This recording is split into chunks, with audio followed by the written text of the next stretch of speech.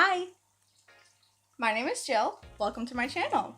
I'm going to assume that you clicked on this video because either one, you're thinking about getting Corydoras Catfish, good choice, or two, you already have a couple and you're like, I don't know how to take care of these fish.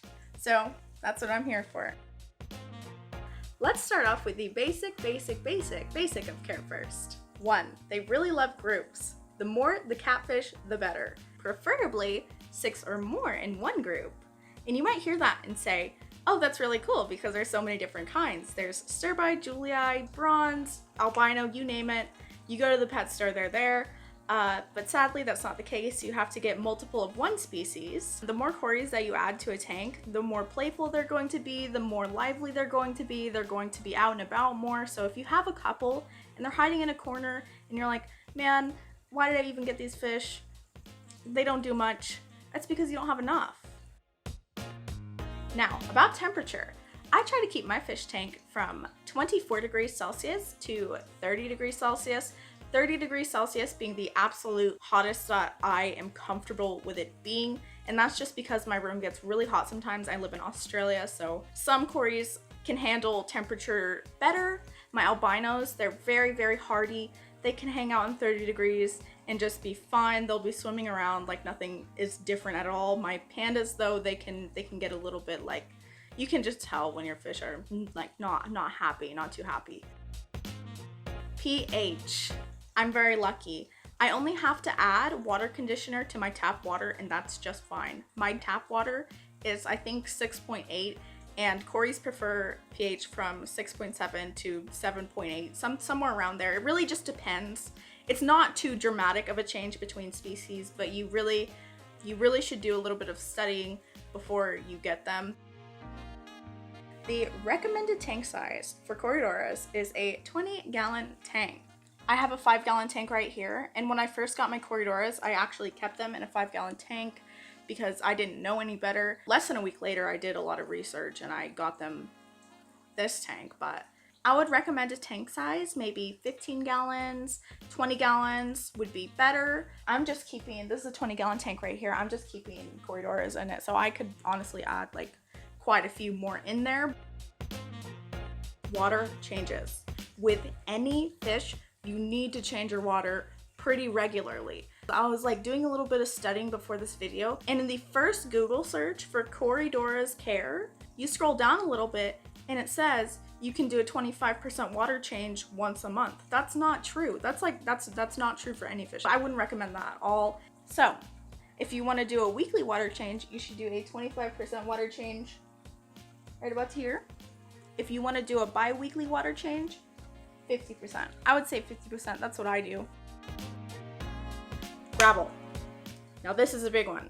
This is a very controversial topic between Corydoras catfish keepers around the globe. If you want to get the most out of your fish, I highly recommend you use sand and not gravel. Just because Corydoras really love sifting through, and it's not only like enriching for them, it's fun to watch. All your catfish do all day is they search for food. You can see right behind me, he's looking for food. That's all he does all day. That's his favorite thing to do, even. As you can probably see in my tank, I have a really fine gravel. Right, so with really fine gravel, you have to be careful because really fine gravel sometimes comes out jagged or pointy.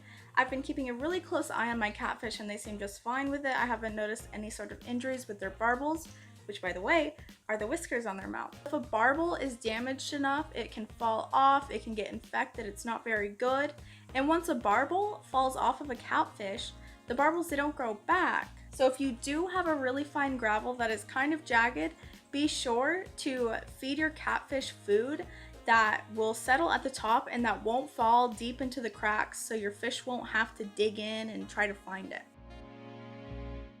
As for food, your catfish wants variety. I feed my catfish shrimp pellets. I'll give them bloodworms as a snack. I'll give them guppy food as a little snack. Sometimes I'll give them an algae wafer. By the way, you see these little algae wafers at the pet store and they might even get recommended to you, but Corydoras are actually more carnivorous than they are omnivores.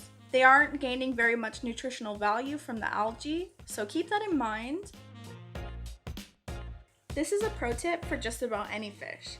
I will hand feed my fish twice a day, just so I can take a look at how they are. Maybe I'll see one that's a little skinny, maybe I'll see one that looks like he's not doing as well. I can keep an eye out for diseases like ick.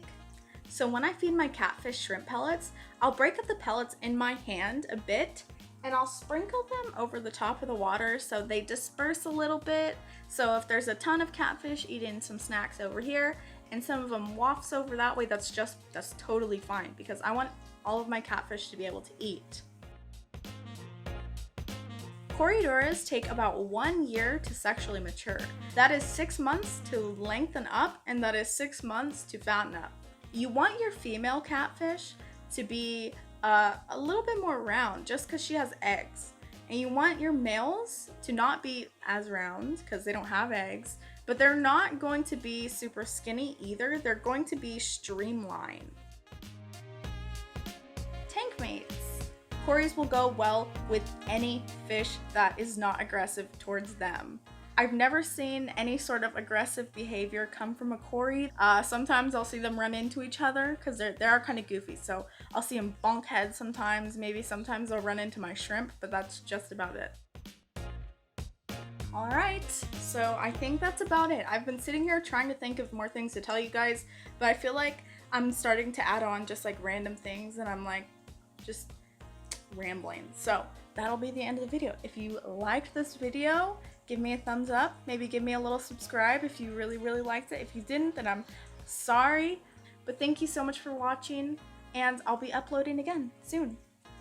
I have a lot of actually just got lenses for my camera, so I can get really cool shots of my fish, and you can see more of my fish, maybe more of my crayfish. I have a frog, so stay tuned.